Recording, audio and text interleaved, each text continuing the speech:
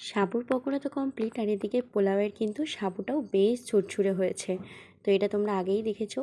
আর আলু কিন্তু কেটে লবণ মাখিয়ে রেখেছিলাম, আর রেডি করে নিয়েছিলাম একটা টমেটো কুচি, আদা কুচি, লঙ্কা কুচি ও কিছুটা পরিমাণে জিরে। এবার ওই একই কড়াইতে তেল ভালো করে গরম করে আলুগুলো দিয়ে দিয়েছি। এখানে আমার একটি ভুল হয়েছে, সেটি হলো আমি আলুটিকে একটু বেশিই আগে লবণ মাখিয়েছি। তোমরা যখন রান্নাটা করবে তার ঠিক 10 মিনিট আগে লবণটা মাখাবে, যেহেতু সাদা তেল আলু ভাজা, লবণটা মাখালে কিন্তু আলুটা লেগে যাবে না। আর এখানে আলুটা কিন্তু বেশ কড়া করে ভাজবে।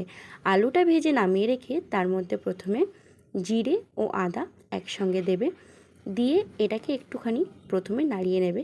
আদাটার কাঁচা গন্ধ ছেড়ে গেলেই এর মধ্যে দিয়ে দেবে টমেটো কুচি ও লঙ্কা কুচি, দিয়ে সুন্দর করে নাড়িয়ে নেবে। নাড়িয়ে নিয়ে টমেটোটা একটু গলে গেলেই তার মধ্যে আগের থেকে ভেজে রাখা আলু এবং সাবুটি দিয়ে দেবো। দিয়ে আবারও গ্যাস লো টু মিডিয়াম ফ্লেমে রেখে সুন্দর করে নাড়তে থাকবো। আর এখানে কিন্তু সাবুটিকে অনবরত নাড়তে হবে, 5 থেকে 6 মিনিট এটিকে সুন্দরভাবে নাড়তে হবে। ব্যাস, খুব সহজেই ঝরঝরে সাবুর পোলাও কিন্তু তৈরি।